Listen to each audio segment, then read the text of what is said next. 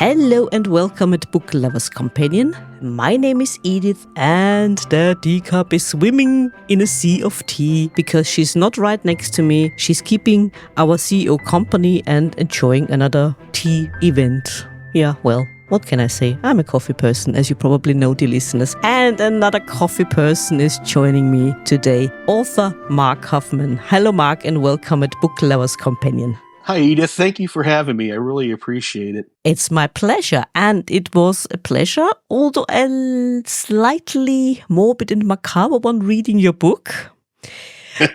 But as I said before, it doesn't faze me. I'm Austrian, and we have a little bit of fun as well with the macabre. We enjoy it as well, especially here in Vienna. And I'm happy to hear that. Oh, yes, you would love it. And of course, we want to know what is your book, Good Morning, which sounds a bit like a new day, if you pronounce it not so perfectly.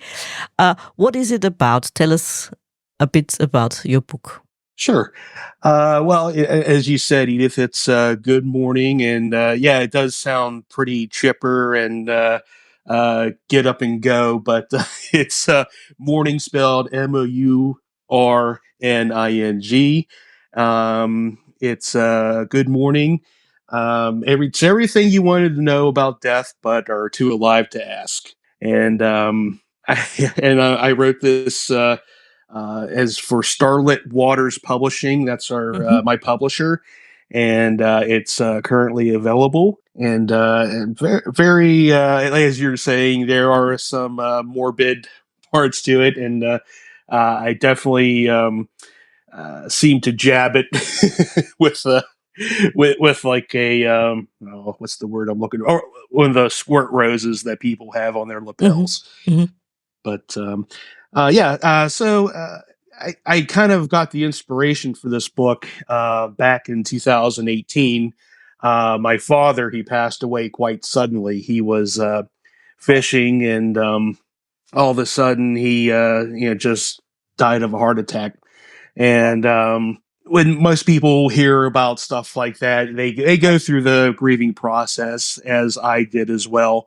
And I think where I kind of branched away from that was my background as a humor columnist. I'm a reporter for a local newspaper, and I also write a humor column. And I always kind of get those moments in life where I go, you know what, this could make a pretty interesting humor column.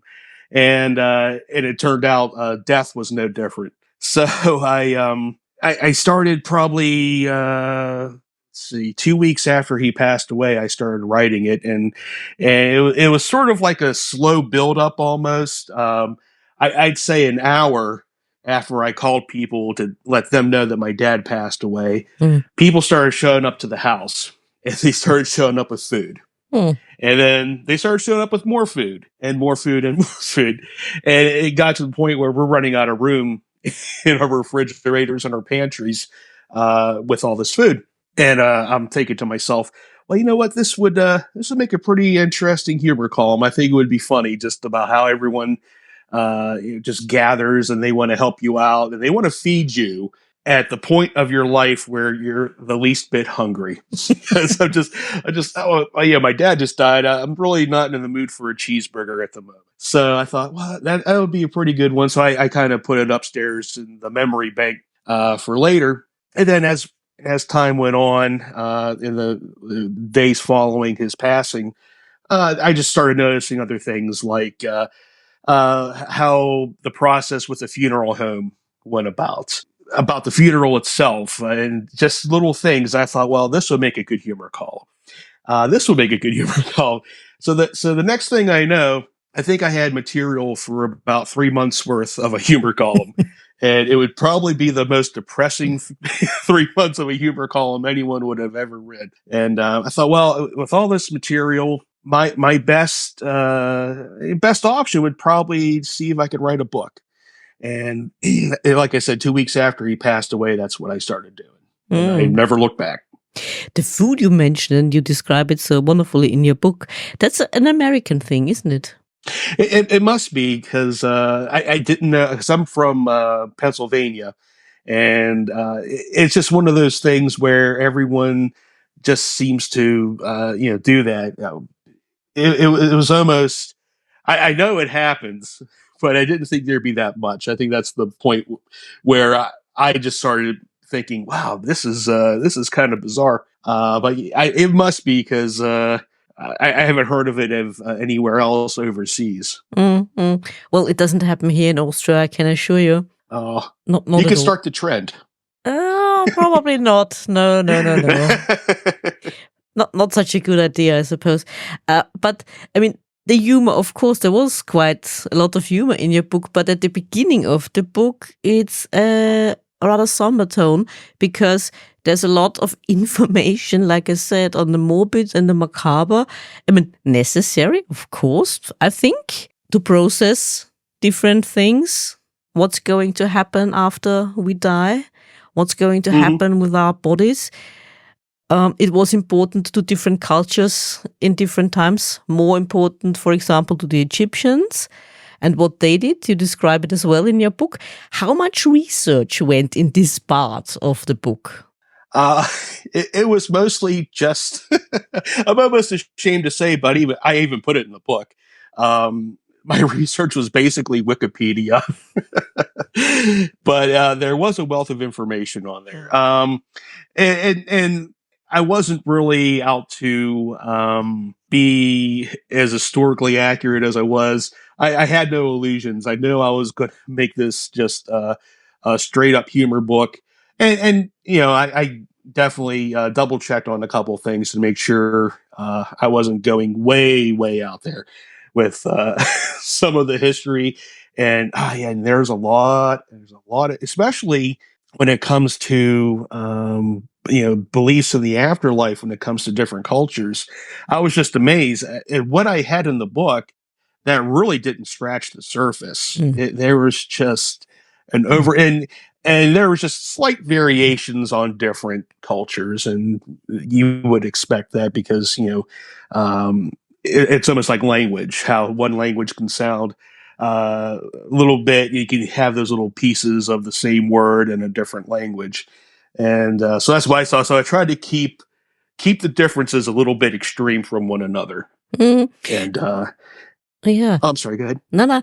I was just wondering, since you put so much humor into it, and it is, of course, a coping mechanism for us to put humor in these kind of things. And I suppose that's also what we do after the funeral when we sit together and we talk about the deceased and about his or her life and what was he or she like and your experiences and so on. And you come together with family and friends, and it's not sad at this time. And I'm wondering, death is something we keep at bay most of the time. That's something we do not want to confront most of the time, isn't it? No, especially when it's our own. We try to avoid it as much as possible. Yeah, and it's especially a subject where a lot of people don't want to talk about it. Especially they don't want to laugh about it. And I think, well, I mean, it's definitely something that everyone shares. That, I mean, you're going to die eventually, and I think it's just how you approach it is, just you can either accept it, you can either not accept it, and maybe that'll shape the outcome of your demeanor. I don't know, but I definitely think humor helps you face it probably more courageously. You might not even think you're being courageous about it when you're cracking jokes at it, but like you're saying, it's almost like it's almost like a defense mechanism as well as swinging a foam sword at the problem as well. Yeah, what comes to mind, like it did in your book, was of course The Life of Brian. Yes. Always look at the bright side of life. Yes. Life's a piece of shit when you look at it. I mean, not always, but so true. Yeah, absolutely. Yeah, absolutely. And after writing this book, how did your family react? Were they okay with it, or did they say, You just, my dear Mark. I think by this point, they know me well enough to know that they're not surprised at all. But no, I think before I kind of unleashed it onto the world, I did give send a copy to my brother for him to read as well, because pretty much the focal point was our dad passing away, and he loved it. He laughed, and but he's sick as I am too, so that probably helped.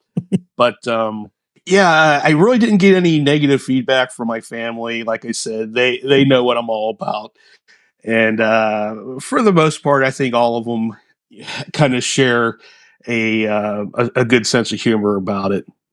What about reviews? Because some people take themselves way too seriously, especially readers and reviewers sometimes. Was there anyone who said, well, you can't joke about it. It's not a joking matter at all. I actually the feedback I received has been all positive. Good. I would expect someone somewhere to be offended, and this is something my editor also really pushed too. She said, "Mark, you're gonna like offend some Karens out there." I don't know if you're familiar with that phrase, that term, the Karen. Yeah. I know. It's like the lady who, I know. could play. Okay. But yeah, and she decided to put on the back of the book a warning that it may offend someone, but I mean, that wasn't my intention when I wrote it. I'm just out to write jokes about something. I never kind of go into it as let's see who this offends. I can't wait to have this person mad at me or this person. I'm just going by what I think's funny and putting that on the page. But yeah, people have said, it is irreverent without a doubt. But so far, knock on wood, no one said anything about it being over the top or offensive. Yeah, well, don't read it so then. Exactly. Yeah. I mean, I think once you first of all you see the cover and it's me giving the Grim Reaper a wedgie, so that should tell you everything you need to know. I'm not delving into the condition of the human psyche when it comes to this book. It's very immature and very fun. I had a lot of fun writing it, Good. and even if I just go back and kind of look at a couple chapters, I still laugh, and I think that's definitely important when you're talking about such a serious subject. Is you laugh, you get kind of those good feelings, and they can help you get through a lot. Yeah. In most situations, I suppose it's very helpful if you can laugh. If you can laugh about yourself, if you can laugh about the situation you are in, it helps. Yes. Yeah, and I think I wouldn't have wrote it if I didn't poke fun of myself as well. And if anyone reads my humor columns, they would know that I'm no stranger to self-deprecation. And even in the book, I mentioned I mentioned a story where let's just say I had a bathroom emergency when we were going to spread my dad's ashes. I'm writing it. And I'm thinking, well, this doesn't make me look good, but hey, I'm in it to win it, and I'm going to write it the way it is. Yeah, perfect. I don't. I don't shy away from making myself look bad. Oh well, it happens to the best of us. It certainly does. Yeah, and to quote Her Late Majesty, one should never take oneself too seriously. Absolutely. You mentioned the Karens, and I was wondering the age of these people, because you said they're easily offended. I mean, Gen X, I'm Gen X, which we established, my guests from the last podcast episode, and we're both Gen X. I'm not easily offended. Would you say that those so-called Karens are people, women of a younger age group? Because these days, especially the younger generation, is so easily offended. and can't take a joke because, Right. I told someone else who asked me something like that. I said, well, I mean, nowadays it seems people can get offended by a street sign telling you to either stop or go. Like, who are you to tell me to stop Yeah. at a four-way intersection? But when it comes to age, I don't know. I think of people who, I mean, that's the thing. You and me, uh, we don't get offended. I certainly don't get offended easily. I haven't found anything to offend me yet. So once something does, then I think at that point it's how you react to it. If something would offend me, my reaction, I believe, wouldn't be to censor it, to silence it, to I wouldn't even really criticize it unless someone asked me. I would just let it go. And I think that's a big thing. You can be offended all you want, but you have to let people express themselves. You have to let those opinions of others out. And yeah, you can argue with it, sure, but censorship and just trying to step in and shout someone down, definitely not for. Do you think that although we always say death is the great equalizer, that some people can't cope with that as well? Because when I think of gravestones, and people put on what they have been whilst they were alive. I'm like, yeah, you are dead. You're worm food now. Yeah. And if you read the section on the chapter about embalming, I think worms wouldn't even eat that. I don't think so. But anyway, like you're saying, yeah, I think people do just take it to another level sometimes when it comes to taking it too seriously. Like yeah, you see the gravestones, like you were saying, and all the information they can possibly put on it. It was like a great father, great husband. Um, he liked to collect stamps. I mean, that's what the obituary's for. I mean, I don't have a problem with anyone putting anything they want on memorial. That's up to them. None of my business. But I'll tell you something. Like maybe this is where I get it from. I remember my father, before he died, of course, told us that he didn't want a gravestone. He didn't want a headstone. He didn't want to be buried. He wanted to be cremated. And the reason, and it makes perfect sense to me, is he knew that other than myself and my brother and possibly our kids, after we're gone, who's going to visit him? It's just going to be a piece of land with a rotting corpse in the bottom of it. And I thought, well, you know what? That makes a lot of sense because, I mean, I have relatives I can even consider I was very close to, and I haven't visited their grave. And and so it's kind of a practical thing, but that's the kind of guy he was. And so I planned on being cremated, and my mother was cremated when she passed away too. So. And maybe giving back to the universe. I think that's what Neil deGrasse Tyson said once when they asked him what he thinks will happen after his death, and he said, yeah, well, he will be buried and he will be food for worms, like we said, and that's his way of giving back to the universe. Yeah. Yeah, that's something I didn't really think about when I was writing it. Was whenever a body's exhumed, how far along? Because you read about this a lot when there's like a death investigation or a crime investigation. They would exhume the body, and I'm thinking they exhume the body for another autopsy.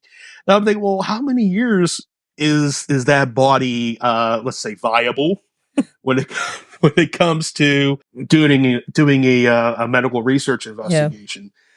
And that was like kind of one of those missed opportunities I didn't really think about until after the book was published. But I wonder, how many years can someone be dead and everything? You can still find something discover something. Yeah, that's something maybe I'll sometime down the line I can look into that. Mm. Yeah. Did you also think of, because I thought of it, of when I read your book, of the TV show Dead Like Me? There was a lot of humor in Oh yeah. dying. Yeah. I like. I've watched that show, and I really like the idea of regular people dying and kind of being drafted into being a Grim Reaper. I thought that was brilliant. I loved it, and just how they cope with that. That was a great show. Yeah. It was also so funny because how this person died, the main character in the show. I mean, Right. that's the humorous one. I mean, when you think of Mm-hmm. important people in the past, it's not always a lot of humor. Maybe for us, when something went wrong or something else or something happened to them, it can be humorous, so to speak. Sure. Usually, I not so much, but occasionally. I remember a television show, the Drew Carey Show. Have you ever watched it by any chance?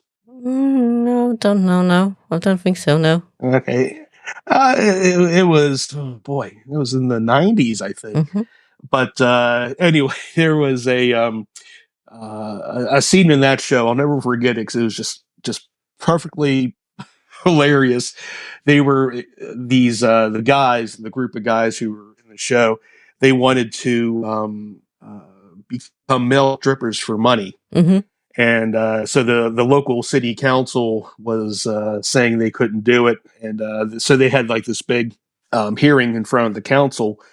And one of the characters stood up and he says, "Hey, look, I don't see what the big deal is. You're born naked and you die naked." And the one councilman says, "You don't die naked." And the guy goes, "Well, if you plan it right, you do." I thought, that's it. I love that. It was like it's one of my favorite lines of all time. Yeah, that's a good one. If you plan it correctly, yeah, then you do. I mean, Yeah. the humor in death. I mean, I'm not talking now about the most gruesome death in history because they can be quite gruesome. It's the more the process of dying, I suppose. That's not so humorous. The science of it. Mm. Oh yeah. Yeah, I write in the book just about that process. Yeah, you're right. It is pretty. That is the most gruesome part. Is the process of the breakdown of the body. How I think it was the liver. Nah, maybe not the liver. There's one of the organs that pretty much eats itself. I think the pancreas. And pancreas. Yes, Yeah. that's right. Thanks. And just how it attracts flies and maggots and larvae. And I thought while I was writing it was like, yeah, I mean, I got to really kind of up the ante with the humor on this section because I don't think anyone's going to be eating their lunch while they're reading this part. But I did write the chemical Mm-hmm. that's released from the body Mm-hmm. sometime after it dies. It's the same smell as rotting cabbage. Mm. And and that's what I wrote in the book. It is a true story. I had a stomach ulcer years ago, and I was living in an apartment. And someone said, "Well, the best cure for a stomach ulcer is drinking liquefied cabbage, make cabbage juice." So I had a Sorry to juicer. interrupt. Is it Sure. something like sauerkrautsaft? Because you Oh, yeah, yeah, yeah. okay, Like I believe that's what. Yeah, sauerkraut's fermented cabbage. yeah, okay, Um, yeah. so I did that. I had a juicer, and I cut up some cabbage, and I would just run it through the juicer, and the green juice came. It smelled not the best, but it actually tasted decent. So I was kind of surprised. Well, anyway, uh, so the way the apartment was set up, the kitchen was right where the door is, and after I would um, make the cabbage juice, you had the leftover pulp, and I threw that in the garbage can. And this is on a Monday, and garbage didn't come around until Friday, and it was the summertime. So after a couple of days, I came home one day, and my neighbor who lives upstairs, he was coming downstairs. He said, "Hey, are you okay?" I said, "Well, what do you mean?" He goes, I just started smelling the smell coming out of your door, and I got nose blind to it. I had no idea that this was you couldn't smell the smell because you're so used to it. Yeah. And I said, "Oh no, that's cabbage." He goes, "Oh, thank God! I thought someone got murdered in your apartment, or you died in the apartment." Yeah. No. Okay. So rotting cabbage. Rotting cabbage. That's the smell of a dead body. Should we really eat it? Come to think of it. Oh, yeah, we should eat it. It's very healthy, by the way. Sauerkraut is very healthy. Yes, but just throw the remains away when you're done. Yep. Don't leave them out in the sun. Nope. You'll attract some negative attention. Have you thought of writing a humorous short story from the point of a laughers view? I'm sorry, I didn't catch it. Well, you mentioned a lot of this process after a person dies and the flies put the eggs into it. Have you thought this point of view for a humorous short story, maybe? I have not, but I can definitely see the potential. I mean, they're pretty much born into an all-you-can-eat buffet.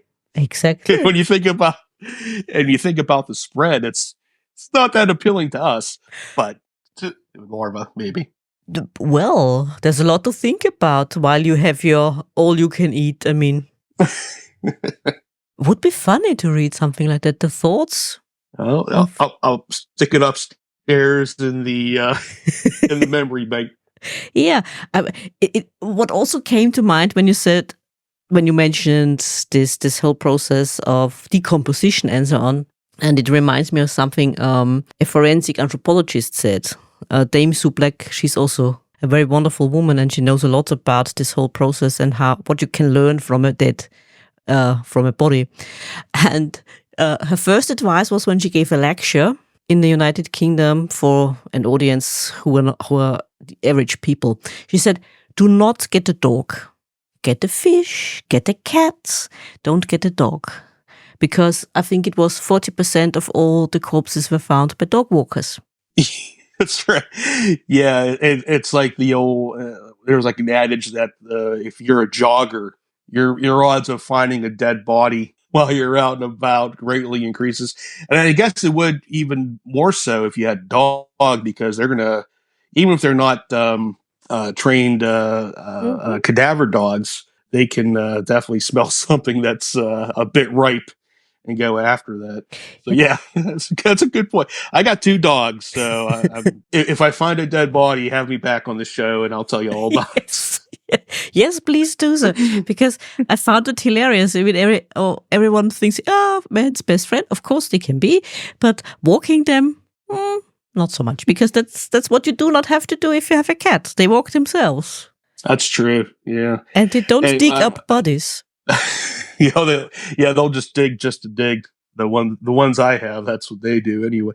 But also, here's another thought about kind of like the downfall of being a dog owner when it comes to death. And I guess maybe a cat would also, if you die in the house and you're the only one there with the dog, and that dog gets hungry, you might be feeding the dog even after you left the earth. So.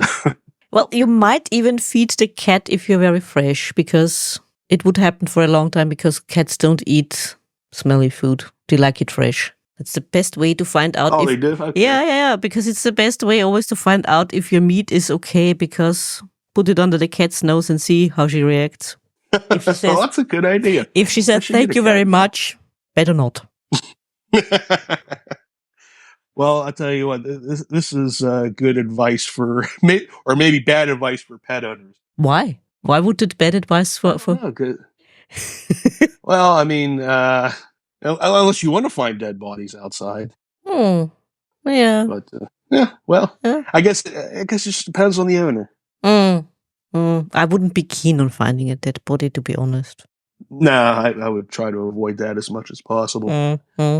Although, like I said, we have a penchant for the macabre, for the morbid here in Vienna, especially. You might have heard of our central cemetery, and I have not. yeah, you have not. It's one. It sounds strange again. A perfect place if you live near it for a walk, especially the Jewish part of the cemetery. It's very old and it's left on to its own devices, and it's wonderful because there are lots of animals. It's very quiet, and as you walk along, you can read all the, like we said, gravestones, find out who these people were who are buried there, and if you like to take pictures, it's the perfect way on a beautiful afternoon to take lots of fantastic pictures. And you see deer, you can see birds. They have everything there. That's a bit of the macabre. But we also have our emperor's graves, tombs actually, which are visited all the time, not just by us, Viennese, but also tourists, of course. It might sound also a bit macabre, but that's the way it is. You can go down in St. Stephen's and watch the bones of people who died of the bubonic plague. So they are stacked up down there. Wow. So there's a postcard for you. Oh, yeah. The darker side of Vienna. Well, I mean, it's funny you mentioned that too, because there is a chapter in the book about cemeteries, and I did find that people do all sorts of things, well, legal things, let's say, in a cemetery. One is have a picnic, was an actual one. Another one was stargazing. Like just go there and look up. And I'm thinking, well, can't you really just do that from your house? I don't know why you need to do the cemetery. But there's more things like, the stone rubbings when they put the paper up and they rub the. And I say in the book, I mean, that sounds like a fine hobby until you framing these things and putting them through your house, and you're having a dinner party and you're going around and just showing everyone all these grave rubbings. And it's like, okay, well, now everyone, we're going to have dinner and then I'm going to hunt you for sport. That's sort of what you would expect to have. You see that. But someone who's very enthusiastic. Yeah, absolutely. Yeah, but I can do understand it. Like I said, I mean, these old parts of the central cemetery, it's quite interesting. And it's sometimes even very hard to read the inscription on the stone. So you might have to do what you said. And like you said, there is a section, it might sound again morbid, where you can relax, because there is this central cemetery is a very, very huge area. And they also have beehives there from the city council. And there is this area, like I said, where you can relax and so on. And you have memorials from wars, Napoleonic War and so on, from I don't know, the beginning of the 19th century. And it's quiet, like I said, and it's relaxing, and you might get more in touch with this not so, how shall I put it, things we try to avoid. You can get a bit more in touch with your own mortality in a more relaxed way. Sure. Sort of a getting closer to death, literally and figuratively. Yeah. It seems like. Yeah, and I wrote in the book as well. I grew up near a cemetery, and we used to go and walk through it, and I guess I never had a problem with it because of the familiarity I had with it. But yeah, you talk to other people and they would say, "You live next to a cemetery. What's that like? Boring? Quiet?" Yeah, it's quiet, boring, and well, I mean, unless the dead become reanimated, I'm not going to worry too much about it. Exactly. Although one of the Austrian pop singers, he wrote a song about the central cemetery, and during the night, the dead are having a party. Okay. Each and everyone is having a party at the central cemetery. I mean, that's also a bit morbid, when the graves open up and the skeletons come out and have a party and so on, and everyone is celebrating with everyone else. But it's also, but that's weird enough for you. Yeah, you know. Uh, do you think that Halloween, in a way, is our way of coping with death as well? Because I've listened to a podcast recently about the origins of Halloween, and it was mentioned we are not in touch with our mortality, and Halloween is a sort of another kind of coping mechanism for us. Oh, I can definitely see that. I mean, it's sort of like say death is, or our own mortality is a fire, and Halloween, dressing up, being gruesome, going as like the headless horseman or something, and that's sort of our way of kind of getting close to that fire, getting a little bit of its warmth, but just pulling away.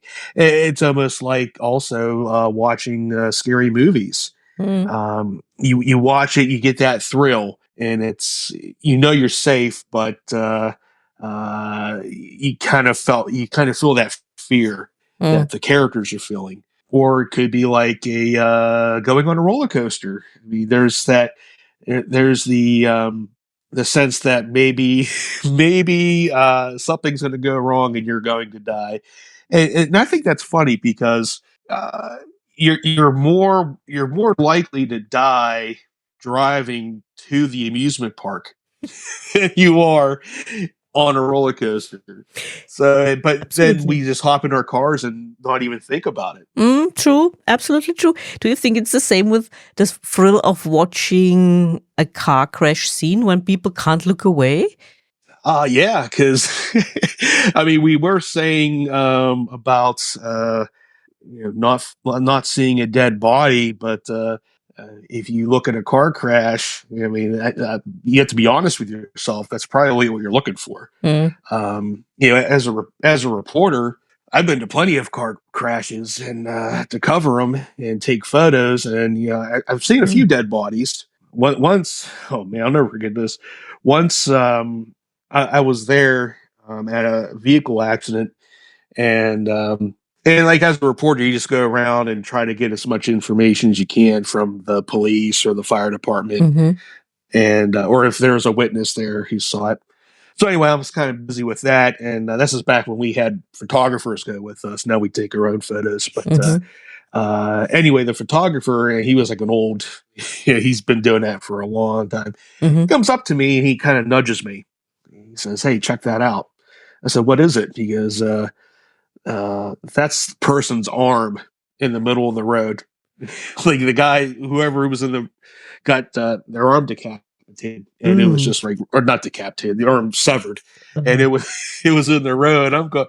After he told me that, I couldn't look away, and I've been to I was at a what was it called, a suicide. And the guy actually put his neck on the railroad tracks and let the train go over him. And you want to talk about a sick sense of humor? We had this deputy coroner, and he would go and to these fatalities and murders and whatnot to declare death. So I'm standing there with my buddy. He's with the newspaper, and we're just waiting. And we see this guy come from out where they had the body blocked off, basically. So people driving by wouldn't look over and see it. And so he comes over and he's holding this bag, and he looks at us. He goes, "Hey guys, I'm going bowling." And it was the guy's head in the bag. Oh God! And yeah, and you think like people would say I'm morbid, but I think that took the cake. Yeah, I think you need this kind of humor if you work in this field. Oh, especially, yeah. Yeah, I always found it interesting going to an accident scene or a crime scene or a murder. You would see paramedics, police, firefighters. They'll be laughing, joking, doing whatever, and people think automatically they're being insensitive. While they're not. That's that's their that's their defense mechanism. I mean, it's either they're laughing or the stuff they see, who knows how, if they didn't laugh, how they would react and how they would cope with that. So I'm glad you mentioned that, because that's definitely where laughter does come in handy as a coping mechanism. Yeah, absolutely understandable. I mean, they see these kind of things on a daily basis. Oh yeah, and I saw it enough time. Like, even like my first time when I was at an accident, I saw them laughing. I'm going, why are they laughing? This is not funny. Then you come to learn that's the reason. Yeah, and especially after you in my case, I befriended a few police officers and some firefighters, and and they tell you exactly that's why they were doing that. Yeah, I can absolutely understand that. Like I said, it's either this or drink yourself to death, I suppose. Right. Yeah. And or who knows what else. And Yeah. it's you can go into some dark places if you let that get to you. Yeah. And come to think of it, something else just popped up in my mind, because when I was at school, usually you have to read all, the so-called classics, also the German ones, and you probably know Goethe, a German a writer in the beginning of the 19th century, yeah. And he wrote this book about a young man who fell in love with a woman, but he couldn't have her because, society and so on. And he blew out his brain. He was a bit, I always thought at school, he's a bit whiny. I mean, come on, why do you there are other women. Forget about her. Yeah, go on Match.com. Exactly. Well, me, I'm not this kind of romantic. I thought, please, just get over it. But no, he didn't get over it. He blew out his mind. And in the 20th century, and I think it was the 80s, another German author took up this kind of story, and he had this young man, again, in love with a woman he couldn't have, but he didn't blow out his brain. He had an accident. Funny thing was, he didn't want to die. He invented a sort of spraying machine for, was not airbrush. It was the beginning of airbrushing. And he invented his own contraption. Unfortunately, something went wrong, and he electrocuted himself. And he died. Yeah, he died when he used the machine. So I found that humorous, because the idiot didn't want to die in this book, but he died because of a mistake he made. Mm-hmm. So I thought that's the better story. Come on. Yeah, it just goes to show love makes you do crazy things. Yeah, exactly. Yeah, absolutely. And I always find it funny. What is it, do you think, also then about ghost stories? Because what I find funny are those stories where, let's say, crime fiction stories where the dead come back and that, now I have to solve my own murder and so on. Mm-hmm. They can be quite funny. But ghost stories have been with us for a long time. So is it also a sort of a coping mechanism for us? Yeah. I mean, I think if you look at it a certain way, it can be. I do. I have a whole chapter about ghosts in the book, and I said, the reason why ghosts come back, so they say, is they have unfinished business. And like you were saying, solving their own murder, or you just and you just have to wonder, if you're trying to solve your own murder, wouldn't you kind of be more specific rather than just showing up and scaring the hell out of someone? Just you have to play charades with them, basically. It's like, wait, all right, well, one word, 2 syllables. Okay, here we go. You're not going to be in the right sort of mindset to help your departed grandfather solve the murder, unless he has like a some treasure buried in the backyard. Mm-hmm. Now, why aren't you more specific, dear granddad? Exactly. Yeah. All right. 3 words. Okay. No. What's wrong with you, old man? Yeah. And and I also wrote about ghost investigations in the book. And as a reporter, one time I was able to go on one. And it was, I like to say it was interesting. A part of it was interesting.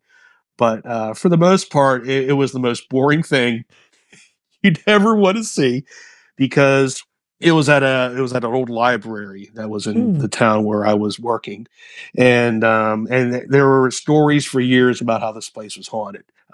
So they got this these paranormal investigators to come, and they spent the whole night. I think they started at like 10 o'clock. They went like 10 o'clock to 3 a.m.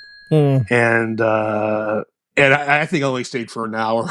Said, "Well, I'm on the clock here with my work. I'm just going to check out." But what they would do is your equipment was basically a camera. I mean, you could get more sophisticated, but you had a camera and you had a audio recorder.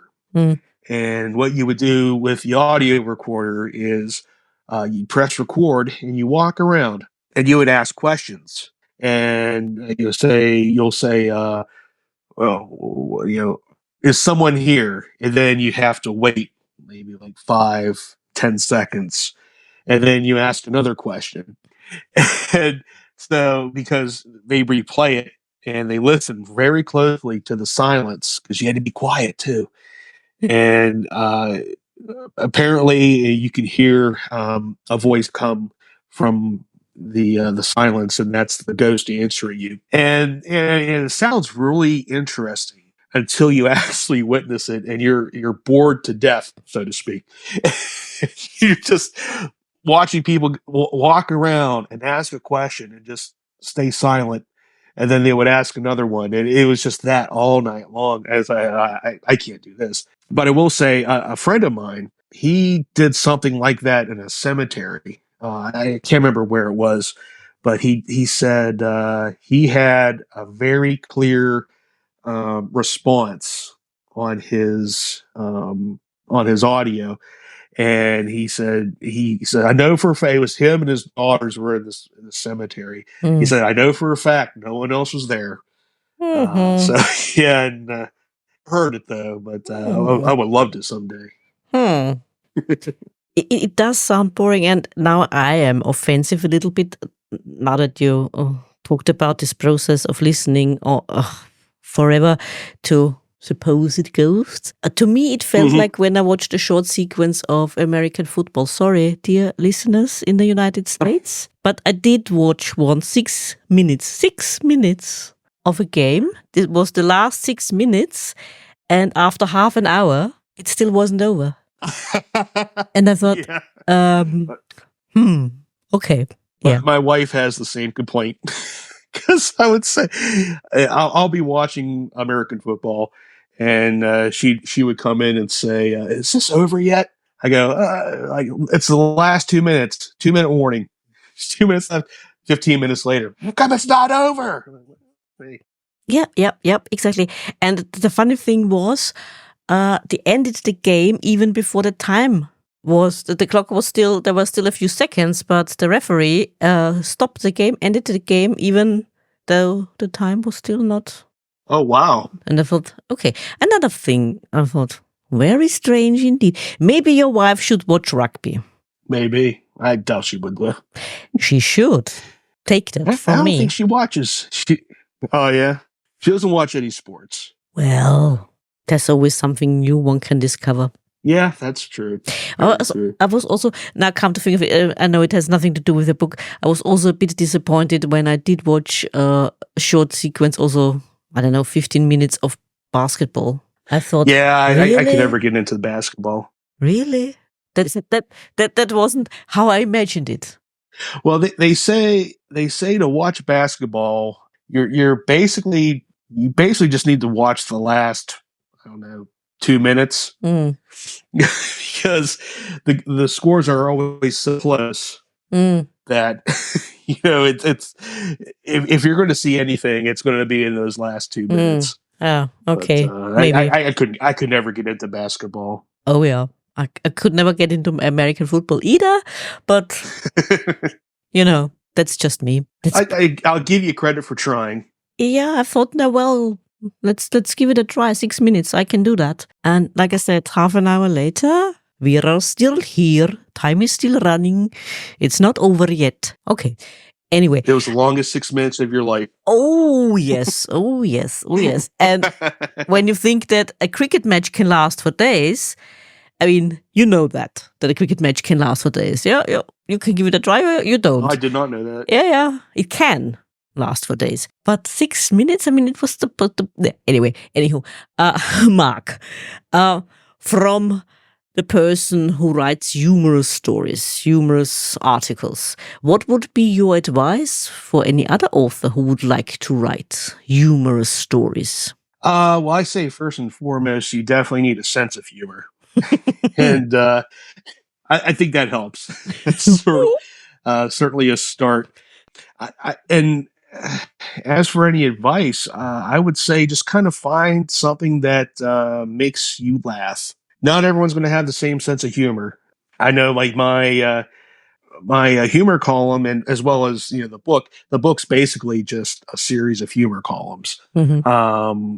But I know, my humor column isn't like what you would consider stand-up comedy that you would see in a club. It's definitely two modes of humor. It's not a sitcom. So yeah, I think you just have to write what you think is funny, and just hope that someone shares that sense of humor. And I'd say the best thing to do is, as with any writer, I would just say, write, write as much as you can, read as much as you can. You definitely can't be a writer without reading, because you're going to discover that you definitely don't know everything. I'll never know everything, and it's not even close some days. But yeah, definitely read a lot, write a lot, and send your stuff out. Try to find a humor magazine that you might like, or and if you can't make any headway there, start a blog. Have just put your stuff out there and see what happens. If you get a lot of good responses, then maybe you got something. And what I always tell people too is, you should wait for that door to open. There's always going to be a door opening for you somewhere in your life, and just take that whenever that happens, whenever that chance comes around, that opportunity, take it, and just ride it out. It could be for better, it could be for worse. If you never do it, you're going to regret it for the rest of your life. That's my best advice I can give someone. And what about your plans? I mean, you stored the idea of the maggot in your head, but in the near future, I'll give you credit. Don't worry. I'll give you credit. I will dedicate the larva all you can eat buffet story to you. Okay. But the near future, what can we look forward to from you? Well, right now, getting close to finishing my novel. It's called Living Will. It's a humor. It's a humorous novel, fiction, of course, about a guy who kind of takes all the woes in his life and pinpoints it to a specific incident that happened in the past, and he magically one day gets the opportunity to see what his life would be like if this happened. It's kind of taking that idea of say It's a Wonderful Life, to see what your life was like if you weren't born, or I always compare it to the movie called Mr. Destiny with Jim Belushi and Michael Caine. It was about a guy who's kind of like just your average kind of schlub, but he wanted to really be in a different place in his life, and he blames it on not hitting this baseball when he was a kid. And it was like for the big game, and he was about to win the title, but he missed it, and he thinks that's why his life's so horrible. And he gets a chance to live the life that he would have had to hit the ball. So it's a little bit like that, but it kind of like goes off in some other kind of weird directions, almost like Hitchhiker's Guide to the Galaxy. He kind of like he kind of gets into different realms. It's it's just a weird little story. So that's coming out. Hope maybe this year. We'll just see how everything goes with my publisher. And I have another book I'm working for Starlit Waters as well. It's called Scumbags of the Universe, and it's sort of written in the style like Good Morning. It's just a bunch of different stories about how extraterrestrials are a bunch of jerks when you get down to it. So yeah, that as soon as I'm done with Living Will, I'm going to start working on that. I have all my notes prepared for that, and then I always have notes on other projects that are that will be tackled once I can get close to them. So, Both sound fun. Oh yeah. Something absolutely to look forward to from you then. Yeah. I'm definitely looking forward to it. I'm very pleased with the opportunity I got with my publisher, Linda Harcum, who's also the editor, and she read some of my stuff, and she says, "Yeah," because Good Morning was originally self-published, and when she was kind of looking for authors, I kind of threw my hat in the ring, and she asked what I've done, and I told her about Good Morning, and she read it and wanted to do it. So it's now out in paperback, and yeah, I'm enjoying the ride, as they say. And tell her she shouldn't worry because, for example, we in Europe are a bit less likely offended. I mean, we're getting there, of course, especially the younger generations, but in general, we in Europe usually have a very strange kind of humor as well. That's music to my ears. Absolutely. And, you have to visit Vienna and the Central Cemetery. Yeah, I think that's definitely a bucket list item that I can pursue in the near future. Absolutely. And Mark, is there anything else you would like our listeners to know? I mean, if you don't mind, I like to just tell them where they can get the book. You can go to starlitwaters.com, STARLIT, Waters, all one word, .com. Just go where it says books and just scroll down, and you'll see my book, and you can order it there. You can go through Amazon if you just type in Good Morning through the book search, and hope you enjoy it. They absolutely will, believe me. Oh, thank you. It's an absolutely enjoyable book. And Mark, thank you for joining me. It was an absolute pleasure talking to you. Yeah, you too, Edith. I really appreciate the opportunity you gave me to be on the show. Thank you. You did enjoy this episode as much as we did? Then hit subscribe and don't miss the next episode. Also, make sure to follow us on Twitter, Facebook, and Instagram. If you like to support us and buy us a coffee, you can do so via Buy Me a Coffee and other platforms. You can find all the necessary links in the description. Until next time.